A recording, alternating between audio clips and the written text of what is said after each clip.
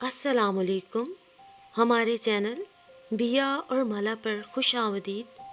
اگر آپ ہمارے اس چینل پر پہلی دفعہ آئے ہیں یا آپ نے ابھی تک سبسکرائب نہیں کیا تو بیا اور مالا کو سبسکرائب کرنا اور بیل آئیکن پریس کرنا ہرگز نہ بھولیں. اور کہانی پسند آئے تو لائک، کمنٹ اور شیئر کریں. وہ دھیرے دھیرے قدم اٹھا رہا تھا. اس کے ہر قدم کے ساتھ گرد و غبار کی ایک چھوٹی سی لہر اٹھتی تھی. اس کے ساتھ ساتھ چلتا مریل سا گدھا بھی اتنا ہی بیزار نظر آ رہا تھا جتنا کہ اس کا مالک. جون کا سورج گویا عین وسط آسمان میں دہک رہا تھا. دور دور حد نگاہ تک آسمان پہ بادل کا ایک ٹکڑا تک نظر نہیں آ رہا تھا. کھیتوں کی بھوری مٹی خشک اور بھری ہو چکی تھی. لہلہاتے چارے یا غلے کے سنہری ڈھیر کی جگہ کہیں کہیں تھوڑا بہت جھاڑ جھنکاڑ اگا ہوا تھا، اور اسی قسم کے جھاڑ جھنکاڑ کا ایک چھوٹا سا گٹھڑ اس کے گدھے پر لدا ہوا تھا.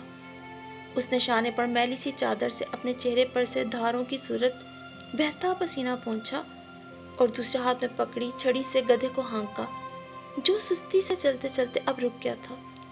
ہانکنے اور ٹک ٹک کی آوازیں نکالنے پر وہ دوبارہ دھیرے دھیرے چلنے لگا. قبرستان کے پاس سے مڑ کر وہ اب بستی کے قریب جا بیٹھا تھا. سامنے ہی بستی کا سب سے بڑا اور گہرا میٹھے پانی کا کنواں تھا. عموماً اس وقت تک گاؤں کی عورتیں پانی بھر کے گھروں کو واپس جا چکی ہوتی تھی، مگر آج ابھی تک بھیڑ لگی ہوئی تھی، کیونکہ بستی کے بیشتر چھوٹے بڑے کنویں یا تو سوکھ چکے تھے یا ان میں پانی بہت کم ہو چکا تھا. اس لیے اس کنویں پر منہ اندھیرے سے جو عورتیں پانی بھرنا شروع ہوتی تھیں تو دن چڑھے تک بھرتی ہی رہتی تھیں. ابھی بھی وہاں کافی ساری عورتیں موجود تھیں، اور ان میں وہ بھی تھی زرینہ. اسے تو وہ ہزاروں میں بھی پہچان سکتا تھا. آنکھیں بند کر کے صرف اس کی آواز اور مہک سے اس تک پہنچ سکتا تھا. شاید وہ پانی بھر چکی تھی کیونکہ اس نے کپڑے سے بنا ہوا ایک دائرہ سا اپنے سر پہ جمایا اور پانی سے بھرا گھڑا اس پہ رکھا. زرینہ کا ملگجا بدرنگ سا کرتا شانے پر سے پھٹا ہوا تھا، جس سے اس کا سونے جیسا جسم جھلملاتا دکھائی پڑتا تھا. سامنے سے دینو ملیار آ رہا تھا. اس نے رہٹ چلاتے بیل روک دیے. لکڑی کی نالی سے بہہ کر ایک چھوٹی سی حوض میں پانی پہنچتا تھا جو کہ رک گیا. بس بھائی، اب میرے جانور تھک گئے ہیں، تم لوگ اب کسی اور کنویں پر چلی جاؤ یا پھر 2-3 زنانیاں مل کے رہٹ چلا لو. بیل تو اب گھر لے جا رہا ہوں میں. زرینہ نے دوسرا گھڑا اٹھایا اور سر پہ دھر لیا. گھڑے کے اوپر گھڑا اور پھر سے اس کا چاندی جیسا جسم اس کے پھٹے کرتے سے جھلکا تھا. دینو بھی ادھر ہی دیکھ رہا تھا. مرد کی فطرت ہی کچھ ایسی ہے. زرینہ نے تیسرا گھڑا بغل میں دبایا، دوپٹے کو سرکا کے درست کیا اور رخ موڑ کے چل دی. دینو ابھی تک وہیں کھڑا تھا. خدا بخش کی شریانوں میں گویا لہو ابلنے لگا. وہ گویا جلتے ہوئے سورج پہ ننگے پیر جا کھڑا ہوا. اس کے بدن کا رواں رواں بھانبڑ کی طرح جل رہا تھا. اس نے ہاتھ میں پکڑی چھڑی پوری قوت سے گدھے کی ٹانگوں پر ماری اور نفرت سے سامنے زمین پہ تھوکا. گدھا پگٹ بھاگنے لگا. بھانبڑ ابھی بھی جل رہا تھا. دینو کے قریب پہنچ کر اس نے ایک اور چھڑی گدھے کو ماری اور زور سے گالی دی. بظاہر اس کا نشانہ گدھا، مگر دراصل دینو تھا. اس کا بس نہیں چل رہا تھا کہ وہ دینو کی گردن مروڑ کر اس کی چنی چنی آنکھیں پھوڑ ڈالے، اور شاید ایسا کر بھی گزرتا، مگر اچانک اسے یاد آیا کہ ابھی 5-6 ماہ پہلے دینو سے ماں نے پورے 500 روپے ادھار لیے تھے. ان کی دودھ دینے والی گائے اچانک مر گئی. ان کے دودھ، لسی اور مکھن سے ان کے گھر کا بھی گزارا ہوتا تھا، اور گھی بیچ کر گھر کی ضرورت کی چھوٹی موٹی اشیاء بھی آ جاتی تھی. پھر ہر سال گائے بچہ بھی دیتی تھی. ذرا بڑا کر کے بیچنے سے الگ ایک معقول رقم ہاتھ میں آ جاتی تھی. گائے کے مرنے پر ماں نے رو رو کے برا حال کر لیا تھا. نئی گائے کم سے کم 600-700 روپے کی آ سکتی تھی. 300 روپے کی ماں نے اپنی بالیاں بیچ دی. حالانکہ یہ بالیاں اس نے خدا بخش کی ہونے والی بیوی کی بری میں چڑھانے کے لیے سنبھال رکھی تھیں، اور 500 روپے دینو سے ادھار لیے اور یوں نئی گائے خریدی گئی. امید یہی تھی کہ ہاڑی اور ساونی کی فصلیں یعنی ربیع اور خریف اچھی ہو گئی اور سال بھر تک گائے کا گھی جوڑ کر بیچ لیا، ایک بچڑا بھی اچھا صحت مند بک گیا تو دینو کا ادھار بھی ادا ہو جائے گا اور خدا بخش کی دلہن کے لیے بری بھی بن جائے گی. مگر اللہ کے کاموں میں کون دخل دے سکتا ہے؟ پچھلے سال بھی بارشیں بہت کم ہوئی تھیں. जवार, बाजरा, चने, गंदम, कोई भी फसल अच्छी नहीं हुई। और ये साल तो और भी बुरा गुजरा। पूरी सर्दियां गुजर गईं, झड़ी तो क्या लगनी थी, एक बूंद भी न पड़ी। ज़मीन ऐसी ही सूखी पड़ी थी।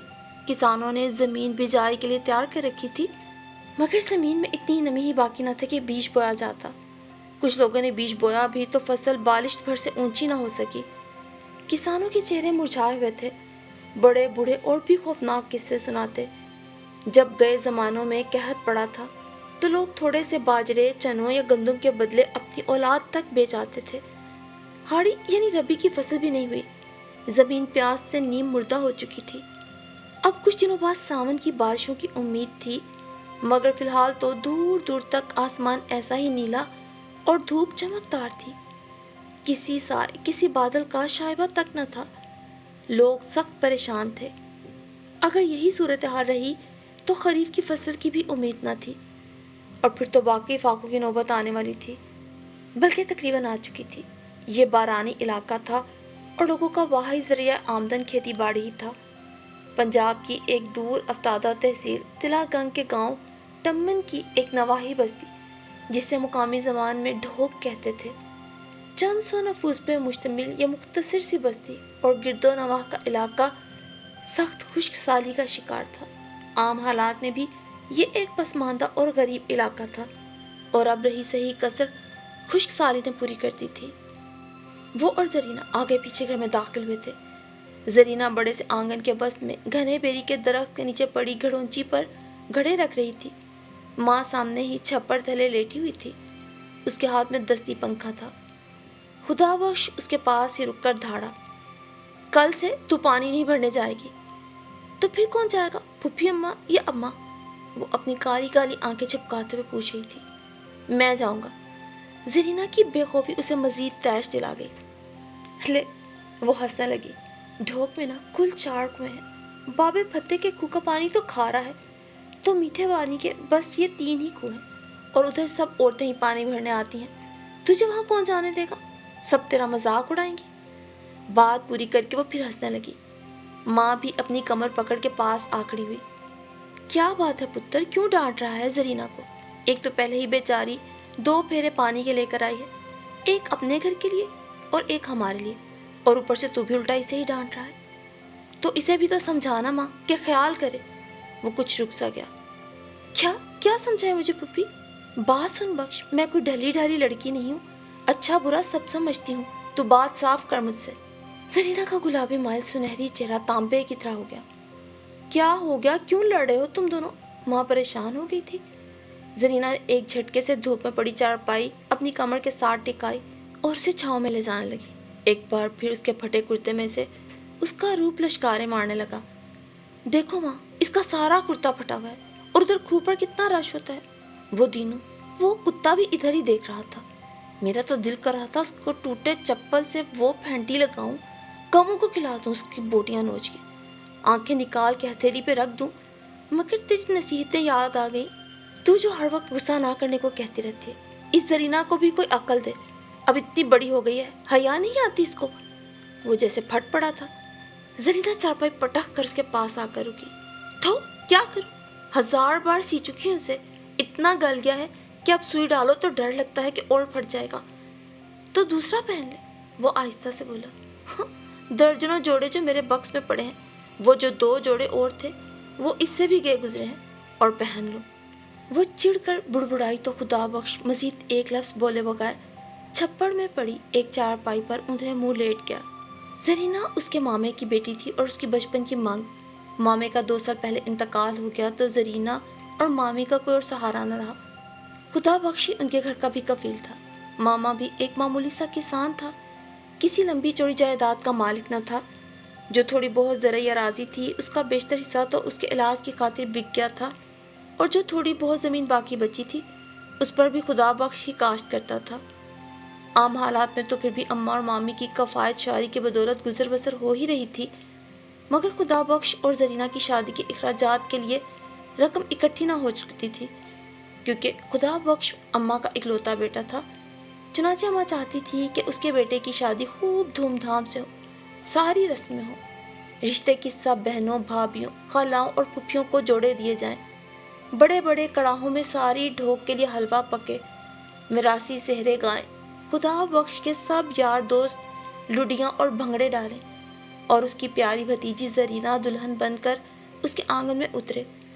वो जरीना की बरी में कम से कम 5 जोड़े रेशमी सोने के झुमके, चांदी की चूड़ियाँ और पाजेब, नाक के सोने के फूल और सोने की एक अंगूठी ज़रूर बनवाना चाहती थी, जबकि गले के लिए जरीना की माँ ने अपनी गानी, ये उस इलाके का एक मखसूस गले का जेवर होता है।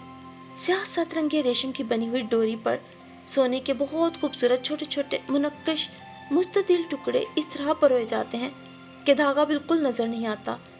उसे वो संभाल के रखी हुई थी, मगर हर साल इतनी आमदनी ना होती थी कि इतना सब कुछ बन पाता। हर दफ़ा ही कोई ना कोई खर्च आ पड़ता, और अब के तो बारिश के ना होने से फसल ही ना हो सकी। माँ के अरमान पूरे होने में ना आ रहे थे। अगले रोज़ जुमा था। ढोक के लोग नमाज जुमा की अदायगी के लिए टुमन गए तो इमाम साहब ने नमाज इस्तिस्का की अदायगी और अहमियत पर तफसील से रोशनी डाली। इमाम साहब कह रहे थे, जब लोगों के गुनाह हद से बढ़ जाते हैं तो अल्लाह की तरफ से बार बार सरजनिश की जाती है, कभी हद से ज़्यादा बारिशें बरसाकर सैलाब की सूरत में, कभी खुश्क साली के अजाब से, कभी जल्जलों से, कभी टिड्डी दल से और कभी किसी और अजाब से। अल्लाह के नेक बंदे वो होते हैं जो इन आफात का सामना होने पर अल्लाह ही से मदद तलब करते हैं, अपने गुनाहों पे रोते हैं, कसरत से इस्तग़फ़ार करते हैं और आइंदा के लिए तौबा करते हैं। नबी करीम सल्लल्लाहु अलैहि वसल्लम के ज़माने में जब कभी बारिश ना होने से खुश्क साली का खदशा लाहक होता तो आप सल्लल्लाहु अलैहि वसल्लम लोगों के हमरा वीराने में तशरीफ़ ले जाते और नमाज इस्तिस्का पढ़ते। अक्सर ऐसा होता कि भी दुआ मांग रहे होते कि जल थल हो जाता। आज अगरचे वो मुबारक ज़माना तो नहीं, मगर अल्लाह तो हमेशा से है और हमेशा रहेगा। वो जो सबकी शहरक से भी करीब है, सबकी दुआएं सुनने वाला है, तो क्यों ना उसे पुकारें, वो इंशाल्लाह ज़रूर सुनेगा। ऐ लोगों, आओ अपने अपने अमाल पे नज़र डालें, एक दूसरे से अहद शिकनी ना करें, अपने वादे पूरे करें, नाप तोल में कमी ना करें, अमानतों की हिफाजत करें, उनमें ख़यानत ना करें, एक दूसरे की हक तलफी ना करें, झूठ, चोरी, ग़ीबत और ज़ना जैसे गुनाहों से बचें, वालिदैन से हुस्न सलूक से पेश आएँ, नमाज, रोज़ा, ज़कात की अदायगी का एहतमाम करें, बेहयाई और कजरवी से बचें, तो इंशाल्लाह अल्लाह इस आजमाइश से भी हमें निकाल लेंगे और आइंदा के लिए भी अल्लाह की रहमत शामिल हाल रहेगी। इमाम साहब की तकरीर ने लोगों के दिलों पर बहुत असर किया था और कुछ सूखी प्यासी धरती के उजाड़पन ने उन्हें दहला रखा था कि जब अगले रोज़ नमाज इस्तिस्का का ऐलान किया गया तो परेशान देहातियों का जमे गफीर उमड़ आया। सब ने दिल की गहराइयों से दुआ की। आस पास के इलाकों में भी नमाज इस्तिस्का पढ़ी गई तो रहमत एज़दी जोश में आ गई और चंद दिनों में ही बारिशों का सिलसिला शुरू हो गया और सावन की अच्छी फसल की उम्मीद हो गई। खुदा बख्श और जरीना की माएँ अब उनकी शादी की तैयारियां कर रही थीं कि एक रोज़ खुदा बख्श को किसी काम के सिलसिले में तलागंग जाना पड़ा। वहाँ की गला मंडी में एक व्यापारी के पास उसका बचपन का दोस्त यार मोहम्मद काम करता था। खुदा बख्श यार मोहम्मद के पास बैठा था कि एक शख्स यार मोहम्मद से मिलने आया। वो तकरीबन उन दोनों का हम उम्र ही था, मगर उसका ज़ाहिरी हुलिया उन दोनों से 1000 गुना बेहतर था। कीमती बोस्की का सूट पहने, दोनों हाथों में मोटी मोटी सोने की 2 अंगूठियाँ, कलाई में सुनहरी घड़ी। वो तो कोई बहुत बड़ा सेठ लग रहा था। बातें भी कुवैत, दुबई और दिनारों रियालों की करता था। कभी दुबई के किसी शेख के किस्से सुनाता, कभी पिछले साल अपने माँ बाप के साथ हज पर जाने का तज़किरा करता। फिर उसने बताया कि उसने पिंडी में अपनी नई कोठी तामीर शुरू करवा दी है। खुदा बख्श उससे सख्त मरूब हो चुका था। थोड़ी देर बाद जब वो उठकर चला गया तो उसने यार मोहम्मद से पूछा, यार ये इतना बड़ा आदमी तेरा दोस्त कैसे बना? बड़ा आदमी? यार मोहम्मद ज़ोर ज़ोर से हंसने लगा। यार ये मिस्री में राजदीन है। चंद साल पहले तक लोग इसे माजा कहते थे। फिर ये दुबई चला गया, वहाँ भी काम तो यही करता है, मगर आमदनी बहुत है। उन मुल्कों के पास तेल की वजह से बहुत पैसा है। वो मेहनत का मुआवजा बहुत खुले दिल से देते हैं। बस बंदे के हाथ में हुनर हो और वो मेहनत से घबराता ना हो तो उस पर हुन बरसने लगता है। खुदा बख्श कुछ सोच रहा था। ये थोड़ी सी बारानी ज़मीन कोई ऐसी काबिल भरोसा भी ना थी। पिछले दिनों तो फाकों की नौबत आन पहुंची थी। अगर आइंदा भी ऐसा हुआ तो क्या होगा? ज़रीना भी तो उसके साथ होगी और उसके होने वाले बच्चे, क्या वो भी उसी की तरह एक एक रुपए को तरसेंगे? यार मोहम्मद, तुम अपने दोस्त से कहो मुझे भी अपने साथ ले जाए। मैं हर किस्म की मेहनत कर सकता हूँ। पत्थर ढो सकता हूँ, रोड़े कूट सकता हूँ। बस यार मोहम्मद, तेरी बड़ी मेहरबानी होगी। वो यार मोहम्मद की मिन्नतें करने लगा, जबकि वो कुछ हैरान सा था। बख्श यार, तू इकलौता बेटा है अपनी माँ का, उसे किसके सहारे छोड़कर जाएगा? और फिर तेरे पास हुनर क्या है? सिर्फ पत्थर ढोने से तो इतना नहीं कमा सकता तू। हुनर भी सीख लूँगा यार। ये तेरे सामने जो गड्डियाँ मोटरें ठीक करने की दुकान है, इसके मालिक से बात कर, वो मुझे ये काम सिखा दे। पर बख्श, तू जिम्मेदार होकर ये मिस्त्रियों वाला काम करेगा? हाँ ना, करूँगा। बस तू उससे भी बात कर और अपने उसमें राज दीन से भी, कि वो मुझे भी अपने साथ ले जाए। वो कुछ इस तरह पीछे पड़ा कि यार मोहम्मद को उसकी बात माननी पड़ी और खुदा बख्श मोटर मैकेनिक का काम सीखने लगा। अब उसके लिए हर रोज़ तिलागंग आना पड़ता। अब ज़मीन पर उसकी तवज्जो कम हो गई थी, वक्त ही नहीं मिलता था। माँ को उसे ये बताया कि उसने शहर में काम शुरू किया है, एक दोस्त के साथ मिलकर अपना कारोबार कर रहा है। फिर साल भर का अरसा गुजर गया। जरीना उसकी दुल्हन बनकर उसके घर में आ चुकी थी। पूरी लगन और मेहनत से काम सीखने की वजह से वो अपने काम में काफ़ी सूझबूझ हासिल कर चुका था। साथ साथ ड्राइविंग भी सीख ली थी। और जब उसने अपनी ज़मीन का सौदा किया तो माँ ने बहुत वावेला मचाया। जिद्दी पुश्ती पुरखों की निशानी ज़मीन बेचने पे वो बहुत चीखी चिल्लाई, वे खुदा बख्श, तूने ये क्या कर दिया? यही ज़मीन तो तुझे कमी कमीन से बरतर बनाती थी, तेरी इज्जत थी ये। अब बता भला तेरी क्या पहचान रह गई? अम्मा मत परेशान हो, बस कुछ अरसे बाद हम इससे भी ज़्यादा ज़मीन खरीद लेंगे, ये तुझसे मेरा वादा है। वो हज़ारों दिलासे तसल्लियाँ देता रहा, मगर माँ के दिल को चैन न था। अब वो क्या करता कि ये आखिर टिकट पासपोर्ट के लिए भी तो उसे रकम की ज़रूरत थी ना, फिर दीगर अखराजात भी थे। और फिर इस साल जब मिस्री में राज दिन आया तो वापसी पर खुदा बख्श भी उसके साथ आज़िम सफ़र था। माँ और मामी दोनों का बुरा हाल था तो जरीना का भी बुरा हाल। अगरचे खुदा बख्श ने उसे ढेर सारे सपने दिखाए थे, खूबसूरत रेशमी बाहर के सूटों के, सोने की चूड़ियों और अंगूठियों के, मगर वो बस रोती ही रही। उसका दिल चाहता था कि वो कहे कि खुदा बख्श, तुम कितने झल्ले और पागल हो, भला ये सब चीज़ें तुम्हारी जुदाई का मदावा बन सकती हैं? खाली रातों में, चांदनी में, बरसात में, हर मौसम हर पल तेरे बगैर बेरंग होगा और खौफनाक होगा। मैं अकेली क्या करूँगी? और अब तो मेरी गोद में एक मुन्ना वजूद भी आने वाला है। यह खबर मैं तुझे कैसे सुनाऊंगी? वो रोती रही और सोचती रही और खुदा बख्श चला गया। उधर दुबई में ही उसे बेटे की पैदाइश की फिर खुशखबरी मिली थी। साल भर बाद जब छुट्टी पर वो घर आया तो उसके साथ चमचमाते नीले और सुर्ख रंग के 2 सूटकेस थे और बाहर के नरम गरम कंबल और रंगीन फूलों वाली थर्मस। बेटे के लिए खिलौने, कपड़े, माँ के लिए सोने की बालियाँ, मामी के लिए सोने का नाक का फूल और जरीना के लिए सोने की 4 चूड़ियाँ। सबके लिए रेशमी सूट अलग से थे। पूरी ढोक के लोग उनके घर उमड़ आए। रंगीन पायों वाली चारपाइयाँ सहन में बिछी थीं। उसकी माँ को औरतों ने घेर रखा था। वो सब उसे और मामी को मुबारकबाद दे रही थी, उस पर रश कर रही थी। जरीना नया सूट पहने चूड़ियाँ छनकाती फिर रही थी और वो खुद बहुत मोतबर बना बैठा था। उसके तन पे बोस्की का सूट था, कलाई में सुनहरी घड़ी, वो खुशबू में बसा हुआ था। फिर उसने एक सूटकेस खोला और सब आने वालों को छोटे मोटे तोहफे देने शुरू कर दिए।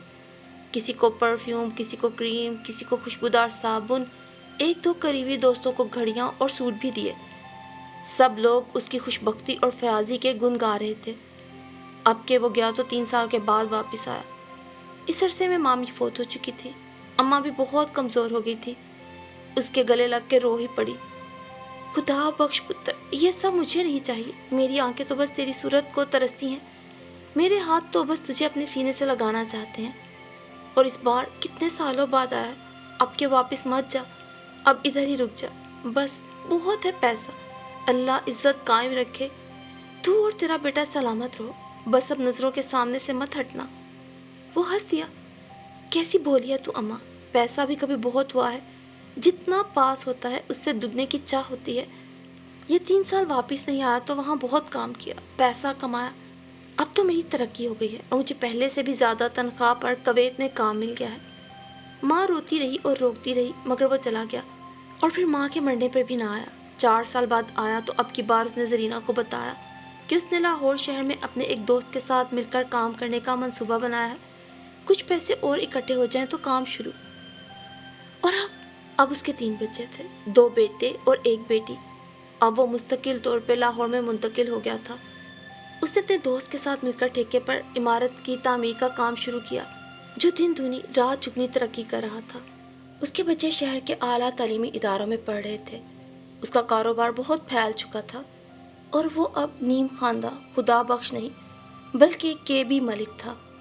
جدید زمانے کے ساتھ چلنے کے لیے اس نے بھی ایک ٹیوٹر رکھ کر حساب اور انگریزی میں خاصی واقفیت حاصل کر لی تھی، بلکہ زرینہ کا کہنا تھا کہ ساتھ کے بنگلوں کی بیگمات سے بات چیت کرنے کے لیے اسے بھی انگریزی آنی چاہیے۔ چنانچہ وہ بھی ٹیوٹر سے انگریزی کا سبق لیا کرتی تھی۔ اس روز اس کی طبیعت صبح سے کچھ بیزار سی تھی۔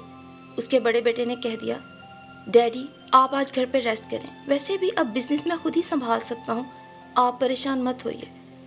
وہ لاؤنج میں کوچ پر نیم دراز تھا۔ پاس ہی صوفے پہ بیٹھی زرینہ ریموٹ سے ٹی وی کے چینلز بدل رہی تھی۔ بہت بور ہو رہی ہوں، کیا خیال ہے کہیں گھومنے نہ چلیں؟ اس نے مسکرا کے کے بی ملک کو دیکھا۔ کہاں؟ اس نے زرینہ کو بغور دیکھتے ہوئے پوچھا۔ کٹے اور رنگے ہوئے بال، میک اپ کی تہوں میں چھپا چہرہ، نیچی بھویں، گہرے نیلے رنگ کا سلیو لیس بلاؤز جس کے گہرے گلے میں سے زرینہ کے جسم کی جھریاں اور شکنیں نمایاں تھیں۔ کدھر گیا وہ سنہری چہرہ جس میں گلابیاں جھلکتی تھیں؟ وہ ترشا ہوا سڈول بے داغ جسم، وہ گھنے سیاہ بال جو کبھی اس کے سامنے گھٹا کی طرح لہرایا کرتے تھے۔ اے وقت تو کس تیزی سے گزر جاتا ہے۔ کیا دیکھ رہے ہیں بھائی، کہیں بھی چلیں؟ انگلینڈ؟ نہیں، وہاں بہت دفعہ جا چکے ہیں۔ امریکہ یا فرانس چلتے ہیں؟ زرینہ نے اپنی مصنوعی پلکیں جھپکائیں۔ بھائی کچھ خیال کریں، یوں نہ دیکھیں، آخر بچے جوان ہو گئے ہیں۔ تبھی اوپری منزل کی سیڑھیوں سے شینا آتی دکھائی دی، ان کی اکلوتی بیٹی۔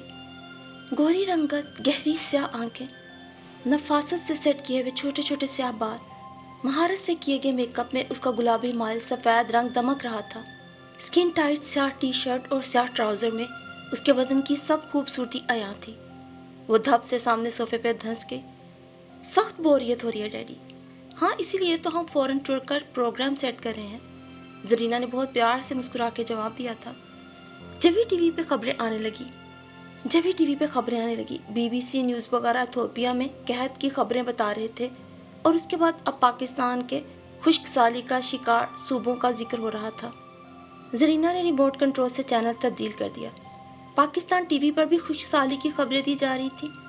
ٹی وی اسکرین پہ چٹکی ہوئی بھوری زمین، پانی کی تلاش میں میلوں کا سفر طے کرتے میلے کچیلے مرد و زن، بھوک پیاس سے نڈھال بچے، لاغر مویشی نظر آ رہے تھے۔ امدادی ٹیموں کے ارکان بھی امدادی کارروائیوں میں مصروف نظر آ رہے تھے۔ کے بی ملک کے ذہن کے پردے پہ برسوں پہلے کا ملتا جلتا منظر نمودار ہو گیا۔ زرینہ نے پھر چینل بدل دیا۔ اب کے ٹی وی اسکرین پر انگلش میوزک چینل آ رہا تھا۔ شینا کی عمر کی نیم اریاں لڑکیاں اور لڑکے بے ہنگم انداز میں اچھل کود رہے تھے۔ زرینہ اور شینا اب محویت سے ان کو دیکھ رہی تھی۔ تبھی ملازم لڑکے نے شینا بی بی کے فرینڈز کے آنے کی اطلاع دی۔ ناک کان چھدوائے، ہاتھوں میں کڑے، گلے میں چین، عجیب فضا کے نکریں اور ٹی شرٹیں پہنے 2-3 لڑکے تھے، اور شینا کے جیسے حلیے والی 2 لڑکیاں۔ تبھی ایک لڑکے نے بڑھ کر شینا کا سفید دودھیا چمکتا ہوا اریاں بازو تھام لیا۔ کم آن یار، پہلے ہی لیٹ ہو گئے ہیں۔ شینا نے ماں اور باپ کے پاس آ کر گال سے گال ملا کے پیار کیا اور بائے بائے کرتی چلی گئی۔ اس کے سب ساتھیوں نے بھی انکل آنٹی کو دور سے ہی ہائے بائے کیا تھا۔ خدا بخش سے کے بی ملک تک کا سفر بہت طویل تھا، اور اس سفر میں اس نے بہت کچھ حاصل کیا تھا، مگر گنوایا کیا تھا، اس کا حساب کتاب مشکل تھا۔ بہت سال پہلے زرینہ کے پھٹے کرتے میں سے جھانکتے اس کے جسم کی ذرا سی جھلک شاید دینوں نے دیکھ لی تھی تو مہینوں خدا بخش کا خون کھولتا رہا تھا۔ اس روز کے بعد وہ خود ہی تاروں کی چھاؤں میں ہی اپنے بستر سے اٹھ بیٹھتا اور کنویں سے پانی بھر لاتا۔ زرینہ کا گھر سے نکلنا اس نے بند کر دیا تھا۔ زرینہ بھی تو اس کی ہر بات مانتی تھی۔ 2-3 دن کے اندر اندر یار محمد سے وہ ادھار لے کر زرینہ کے لیے سستا سا نیا کرتا شلوار خرید لایا تھا۔ زرینہ پر کسی کی میلی نگاہ پڑے، اس کی ایک انگلی بھی کسی غیر کی نظر کا مرکز بنے، یہ تصور ہی خدا بخش کے لیے سہانے روح تھا۔ مگر آج کے بی ملک کے لیے اپنی تعلیم یافتہ اولاد کو روک ٹوک کرنا بہت مشکل تھا، ورنہ اس پر بیکورڈ ہونے کا لیبل تو فوراً لگ جاتا۔ مگر دوسری اور سچی بات تو یہ تھی کہ اس کی بات سنتا یا مانتا ہی کون تھا۔ خدا بخش کی بات تو زرینہ بھی ہنس کے مان لیا کرتی تھی، مگر کے بی ملک بہت امیر ہونے کے باوجود بہت کمزور ہو چکا تھا۔ دنیا کی ایک بہت تلخ سچائی کے بی ملک کی اس کہانی میں پوشیدہ ہے۔ ہماری زندگی میں کسی چیز کا نہ ہونا بھی ہمارے لیے آزمائش ہے، اور پھر اس کا مل جانا اس سے بھی بڑی آزمائش۔